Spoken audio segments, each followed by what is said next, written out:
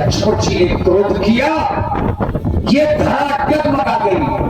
लखन सकोपे बचन जे बोले, डगमगानी मही दिग्गज डोले।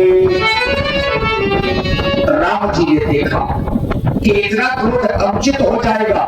राम जी ने बड़े प्रेम से समझाया, से नहीं रघुपति लखन निवारे, प्रेम समेत निकट बैठारे।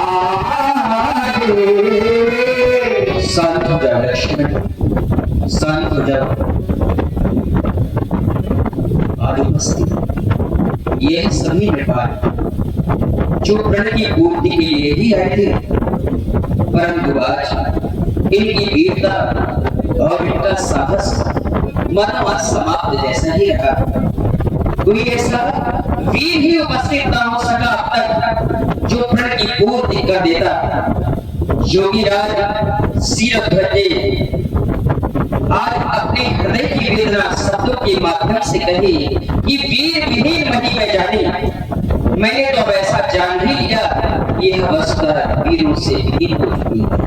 तजोवास निज निज नहीं जाओ, क्योंकि लिखा न विधि वै देह विवाह, लिखा न विधि वै देह। ऐसा लगता है कि उस विधाता ने अपनी लेखनी में मेरी बेटी का स्वयंवर भी नहीं लिख रखा।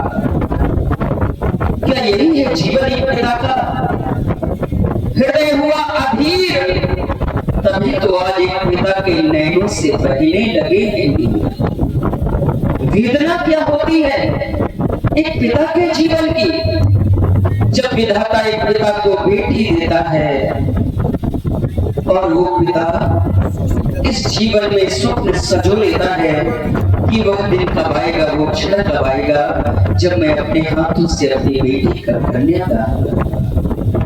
लेकिन ऐसा लगता है आज कुछ और ही लिख रखा है उस विधाता ने, जो आज हार की पूर्ति न हो सकी, प्रण अधूरा रहा। शांत हो जाओ लक्ष्मण, शांत हो जाओ।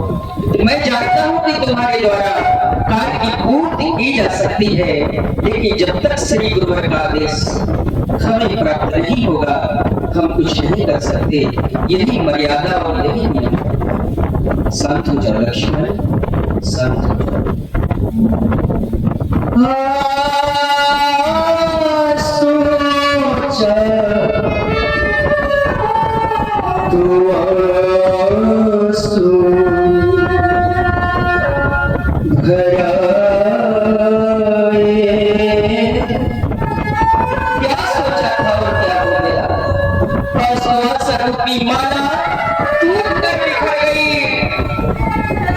जीवन घोर निराशा के अंधकार की ओर बढ़ गया, अधूरा ही रह गया, अभिनय अधूरा ही रह गया। जीवन में जी करके जो अभिनय कर रहा है, लेकिन वही अभिनय आज अधूरा रह गया।